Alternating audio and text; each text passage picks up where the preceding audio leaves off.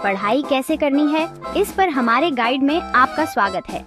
अगले 9 मिनट में हम आपको जरूरी तरीके बताएंगे जिससे आप ध्यान लगाकर पढ़ाई कर सकें, चीजें याद रख सकें और जो आप सीखते हैं उसे इस्तेमाल कर सकें। हम सब कुछ बताएंगे, जैसे कि साफ लक्ष्य बनाना और अच्छी पढ़ाई की जगह बनाना, और यह भी कि आप कैसे सीखते हैं, यह समझना और पढ़ाई में मन लगाए रखना। चलिए शुरू करते हैं। किताब खोलने से पहले सोचो कि इस स्टडी सेशन में क्या करना है, कौन से कॉन्सेप्ट समझने हैं, कौन से प्रॉब्लम्स सॉल्व करने हैं। क्लियर गोल्स छोटे भी हों तो पढ़ाई आसान लगती है। बड़े बड़े डरावने सब्जेक्ट्स छोटे छोटे स्टेप्स में बंट जाते हैं। जैसे पहाड़ चढ़ना, पीक दूर लगता है, पर अगले बेस कैंप का सोचो तो रास्ता आसान लगता है। जैसे मुझे सिविल वॉर के बारे में सब पढ़ना है कहने के बजाय आज मैं सिविल वॉर के कारण समझूंगी। याद रखो, क्लैरिटी इंपॉर्टेंट है। गोल्स जितने स्पेसिफिक, स्टडी सेशन उतना ही फोकस्ड और प्रोडक्टिव होगा। अब आपको पता है कि आपको क्या अचीव करना है। फोकस्ड लर्निंग के लिए परफेक्ट एनवायरनमेंट बनाते हैं।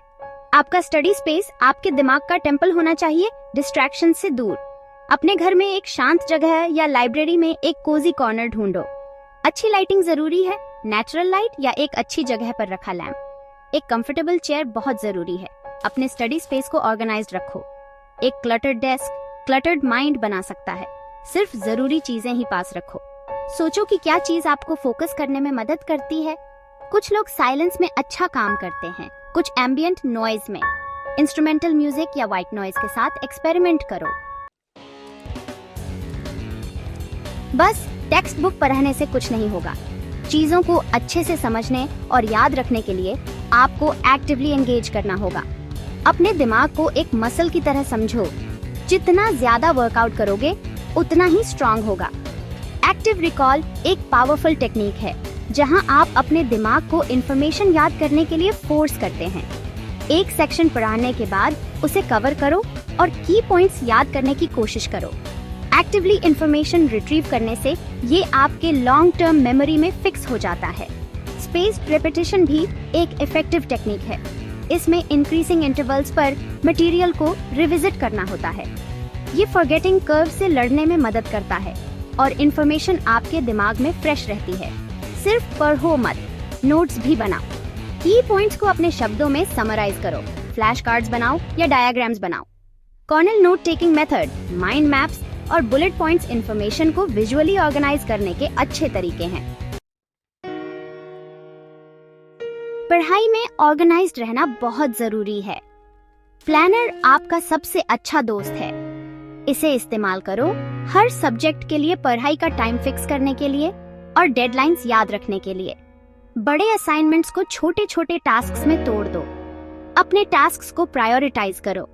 सबसे इम्पोर्टेंट टॉपिक्स या असाइनमेंट्स ढूंढो जिन पर अभी ध्यान देना है और उन्हें पहले करो।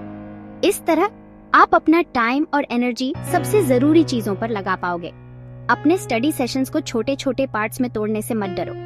सब कुछ एक ही बार में पढ़ने की कोशिश करने के बजाय इसे कुछ दिनों में बांट लो। स्पेस्ड रेपिटेशन से आपको इन्फॉर्मेशन ज्यादा अच्छे से याद रहेगी। अपने प्लानर को रेगुलरली चेक करो और जरूरत पड़ने पर चेंजेस करो। लाइफ में कभी भी कुछ भी हो सकता है और कभी कभी आपको अपने स्टडी स्केड्यूल को बदलना पड़ता है। ध्यान भंग होने के सबसे बड़े दुश्मन होते हैं। अच्छी बात यह है कि इनका तोड़ भी है। एक फेमस तरीका है पोमोडोरो टेक्निक। 25 मिनट पढ़ाई करो, फिर 5 मिनट का ब्रेक लो। ऐसे 4 बार करो, फिर 20-30 मिनट का लंबा ब्रेक लो। फोन चुप कर दो, सोशल मीडिया के नोटिफिकेशंस बैंड कर दो और घर वालों को बोल दो कि थोड़ा शांति चाहिए। वेबसाइट ब्लॉकर्स या फॉरेस्ट और फ्रीडम जैसे एप्स यूज करो जो डिस्ट्रैक्टिंग वेबसाइट्स और एप्स को ब्लॉक कर देते हैं। ध्यान लगाना भी एक आदत है, प्रैक्टिस से स्ट्रांग बनती है। अगर शुरू में ध्यान भटक जाए तो हिम्मत मत हारो। धीरे से अपना ध्यान वापस पढ़ाई पे लाओ। टाइम के साथ ज्यादा देर तक ध्यान लगाना आसान हो जाएगा। हम सब अलग अलग तरीके से सीखते हैं। कुछ लोग विजुअल लर्नर्स होते हैं जिन्हें डायग्राम्स और वीडियोस से ज्यादा समझ आता है। कुछ ऑडिटरी लर्नर्स होते हैं जिन्हें लेक्चर सुनकर ज्यादा समझ आता है। काइनेस्थेटिक लर्नर्स वो होते हैं जिन्हें हैंड्स ऑन एक्टिविटीज पसंद होती हैं। रीडिंग एंड राइटिंग लर्नर्स लिखी हुई चीजों से अच्छा सीखते हैं। अलग अलग तरीके आजमाओ, देखो कौन सा तरीका आपके लिए सबसे अच्छा है। टेक्निक्स कंबाइन करो और अपना यूनिक स्टडी अप्रोच बनाओ। Visual learners colourful highlighters use कर सकते हैं। ऑडिटरी लर्नर्स नोट्स रिकॉर्ड करके सुन सकते हैं। अपनी स्टडी मेथड्स को अपनी स्ट्रेंथ्स के हिसाब से बनाओ। मानो या ना मानो, अच्छी सेहत दिमाग के लिए बहुत जरूरी है। पूरी नींद लेना याद रखें। अच्छी नींद याददाश्त को मजबूत बनाने के लिए जरूरी है, यानी जो आप थोड़े समय के लिए याद करते हैं वो लंबे समय तक याद रहे। दिमाग को पौष्टिक खाना खिलाएं। दिमाग तेज करने वाले खाने जैसे मेवे, बीज, फल, सब्जियां और ओमेगा 3 फैटी एसिड वाली मछली खाएं। रोज कसरत करना सिर्फ शरीर के लिए नहीं है, ये आपके दिमाग के लिए भी चमत्कार करता है। तेज चलना भी ध्यान बढ़ा सकता है, तनाव कम कर सकता है और आपका मूड अच्छा कर सकता है। और पानी पीना मत भूलना। पानी की कमी से थकान और दिमाग सुस्त हो सकता है, इसलिए पानी की बोतल पास रखें और दिन भर में थोड़ा थोड़ा पानी पीते रहें। पढ़ाई के गोल्स में लगे रहने के लिए मोटिवेशन बहुत जरूरी है। रियलिस्टिक गोल्स बनाओ और उन्हें अचीव करने पर खुद को रिवॉर्ड दो। ये रिवॉर्ड ज्यादा बड़े नहीं होने चाहिए। एक छोटा सा ट्रीट, एक शॉर्ट ब्रेक या फिर अपनी अचीवमेंट को एक्नॉलेज करना भी काफी होता है। एक स्टडी बडी ढूंढने या स्टडी ग्रुप बनाने के बारे में सोचो। दूसरों के साथ पढ़ाई करना इसे और एंजॉयबल बना सकता है और डिस्कशन और क्लैरिफिकेशन के अपॉर्चुनिटीज देता है। अपनी सक्सेस विजुअलाइज करो। इमेजिन करो कि आप एग्जाम में टॉप कर रहे हो या फिर उस कॉम्प्लेक्स कॉन्सेप्ट को फाइनली समझ गए हो। विजुअलाइजेशन मोटिवेटेड रहने और अपने गोल्स पर फोकस्ड रहने के लिए एक पावरफुल टूल हो सकता है। याद रखो, मोटिवेशन अप एंड डाउन होता रहता है और ये बिल्कुल नॉर्मल है। अगर आपका दिन ऑफ डे है तो खुद पर ज्यादा स्ट्रिक्ट मत बनो। अपनी फीलिंग्स को एक्नॉलेज करो, जरूरत पड़ने पर ब्रेक लो और खुद को अपने गोल्स और उनके इम्पोर्टेंस के बारे में याद दिलाओ।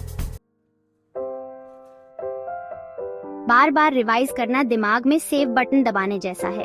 ये इन्फॉर्मेशन आपके लॉन्ग टर्म मेमोरी में पक्का कर देता है।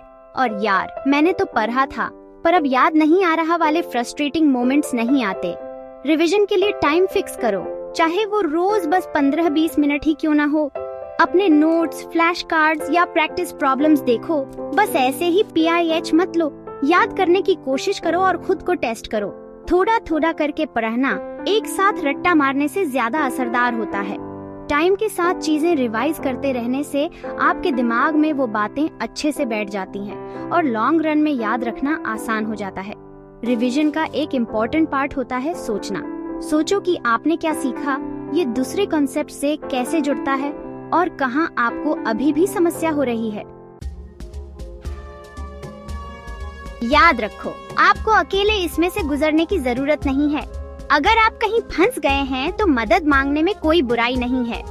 अपने टीचर्स, प्रोफेसर्स या टीचिंग असिस्टेंट से उनके ऑफिस आवर्स में या क्लास के बाद बात करें। क्लासमेट्स से क्लैरिफिकेशन मांगने या स्टडी ग्रुप्स बनाने में हिचकिचाएं नहीं। कई बार किसी कंसेप्ट को अलग तरीके से समझना या दोस्तों के साथ डिस्कस करना काफी हेल्पफुल होता है। इंटरनेट सीखने के लिए एक बहुत बड़ा रिसोर्स है। अपनी समझ को बेहतर बनाने के लिए Khan academy, educational videos, online forums और सब्जेक्ट स्पेसिफिक वेबसाइट्स जैसे ऑनलाइन रिसोर्सेज का इस्तेमाल करें।